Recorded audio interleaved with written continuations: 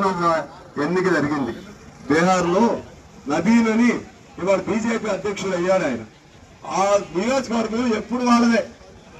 అబ్బో, ఇక్కడ కేజీ చీరలు కొంటే అర కేజీ చీరలు ఫ్రీ అంట. మంగళ్య షాపింగ్ మాల్, కేజీల్లో సేల్, టన్నుల్లో ఆనందం. 30 ఏళ్ల నుంచి వాళ్ళదే. మొన్న కూడా ఆయన గెలిచాడు మన జనరల్ ఎలక్షన్ లో. ఇప్పుడు ఈ గొడవ తర్వాత ఆయన అధ్యక్షుడు అయ్యాడు, జాతీయ అధ్యక్షుడై రాజీనామా చేశాడు. అంతే కదండి. ఒక ఆయన అన్నాడు కుక్కర్ పెట్టినా గెలుస్తుంది బీజేపీ తరఫున అన్నాడు. ప్రశాంత్ కిషోర్ అని పోటీ చేస్తే ఇవాళ కుక్కని తరిమి కొట్టినట్టుగా కుక్కలను తరిమి కొడతారు, పిచ్చి కుక్కని అట్లా వాళ్ళని తరిమి కొట్టి కొత్త మార్పు తీసుకొచ్చారు. అది మార్పు.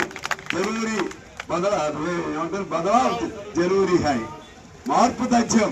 అదిగా మార్పు మొదలైంది. అందువల్ల మీ అందరినీ కోరుతున్నాను. ఇక్కడ మన పెనపాక నియోజకవర్గం సంబంధించి చాలా మంది అనుకోవచ్చు కమ్యూనిస్ట్ పని అయిపోయిందని.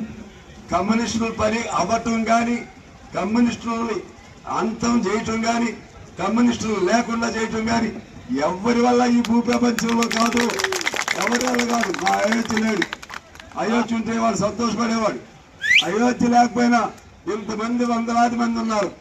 నేను లేకపోయినా ఉంటారు, మా కొమరయ్య గారు లేకపోయినా ఉన్నారు, గిరి ప్రసాద్ గారు లేకపోయినా ఉన్నారు, ప్రజపల్లి గారు లేకపోయినా ఉన్నారు. నేను పార్టీ ఏర్పాటు చేసినటువంటి పోలీస్ కొండయ్య గారు, మైసా కొండయ్య గారు లేకపోయినా ఉన్నారు, వీరభద్రం గారు లేకపోయినా ఉన్నారు. ఉంటారు. ప్రజలు ఉన్నంత కాలం ఎర్రజెండా ఉంటుంది. ఎర్రజెండా ఉన్నంత కాలం పేదవాడి తరపునే నిలబడుతుంది. రేపు పిల్లపాకు కూడా వాళ్ళు ఏదో అనుకుంటున్నారు. ఓట్లు కావాలంటే కమ్యూనిస్టు స్నేహం. ఓట్లు అయిపోయిన తర్వాత ఇది అంటారు చూసావా, ఏడు దాటే వరకు ఓడ దాటినాక ఏడు దాటి మేమేం పెద్ద పదవులు కోరుకోవట్లేదు.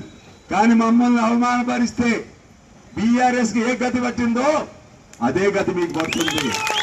వీళ్ళందరూ కష్టపడి మీకు ఓట్లేసి గెలిపించారు. నాకే వేశారు, అక్కడ కాంగ్రెస్ వాళ్ళు వేశారు, టీడీపీ వాళ్ళు వేశారు. నేను స్నేహధర్మం పాటిస్తాను, మీరు కూడా పాటించండి.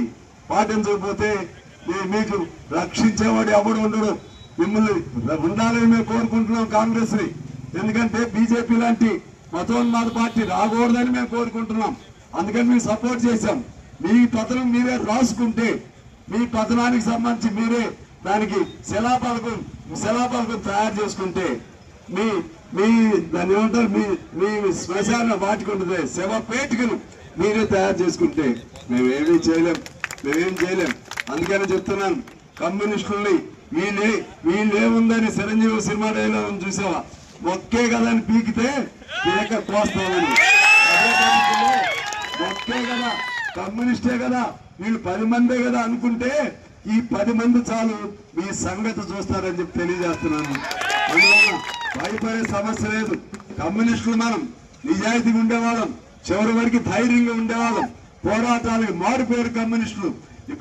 పేద ప్రజలకి ప్రతిరూపం కమ్యూనిస్టులు. ఎక్కడ ఇబ్బంది వచ్చినా, ఎక్కడ సమస్య వచ్చినా, ఎక్కడ అన్యాయం జరిగినా ఉండే జెండా ఎర్ర జెండా. అందువల్ల రేపు భవిష్యత్తులో ఎట్లా నాకు తెలవదు.